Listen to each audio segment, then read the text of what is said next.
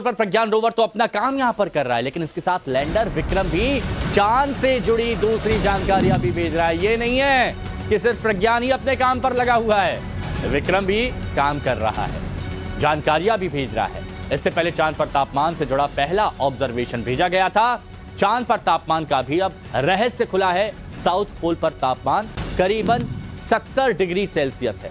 तापमान से जुड़ा पहला ऑब्जर्वेशन सामने आया है। विक्रम लैंडर में लगे चास्टे पेलोड ने ये ऑब्जर्वेशन भेजा है। इससे पहले 28 अगस्त को चंद्रयान 3 के विक्रम लैंडर में लगे चास्टे पेलोड ने चंद्रमा के तापमान से जुड़ा पहला ऑब्जर्वेशन भेजा था। चास्टे के मुताबिक चंद्रमा की सतह और अलग अलग गहराई पर तापमान में काफी अंतर है।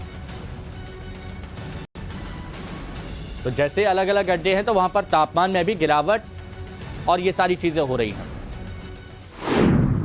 तो देखिए, चांद के साउथ पोल पर तापमान का क्या रहस्य है, इसे भी भारत के चंद्रयान 3 ने खोला है। चांद के साउथ पोल में तापमान का रहस्य, चलिए हम आपको यहां पर बताते हैं, तो इसको आप इस हिसाब से समझिए। चलिए मैं इधर आ जाता हूं ताकि और अच्छे तरीके से आप यहां पर समझ पाएं। विक्रम लैंडर में लगे चास्टे पेलोड ने तापमान का जो ऑब्जर्वेशन है वो यहां पर भेज दिया है।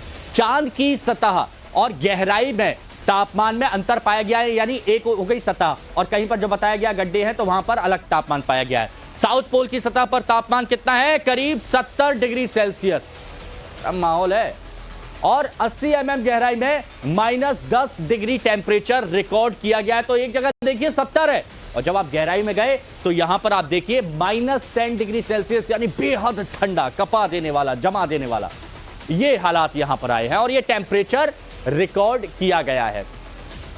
बीके त्यागी जी, वैज्ञानिक साइंटिस्ट हमारे साथ में मौजूद है। त्यागी सर, अब जरा इसकी भी गहराई में इसका भी थोड़ा सा विश्लेषण कर दीजिए कि ये तापमान कहीं पर 70 डिग्री, कहीं पर -10, जब गहराई 80 mm की गहराई में जाते हैं तो।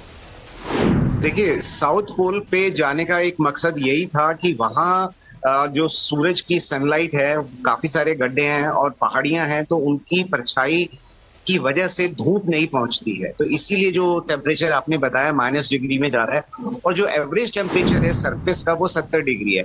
अगर अब इसको हम कंपैरिजन करें, जो पृथ्वी का जो एवरेज टेम्परेचर है वो जनरली 14 से 17 डिग्री के बीच में माना जाता है। और तो जो लाइफ के लिए, जो पूरा जिसमें हमारा सारा बायोलॉजिकल जो सिस्टम जो काम करता है, उसके लिए वही 27 से 37 डिग्री का टेम्परेचर है, उसमें लाइफ जो है अच्छे से सस्टेन करती है। तो यहाँ पे जो माइनस वाला टेम्परेचर है वो जगह इसीलिए इम्पोर्टेंट हो जाती है कि यहाँ पे जो चीजें जब चंद्रमा और पृथ्वी बने थे, उस वक्त जो मटेरियल था, उस वक्त जो उसकी हालत थी, वो आज भी उसमें पड़ा हुआ है, क्योंकि उसको सनलाइट नहीं मिली है, उसका जो कहीं की डीजनरेशन या उस तरीके से कुछ नहीं हुआ है।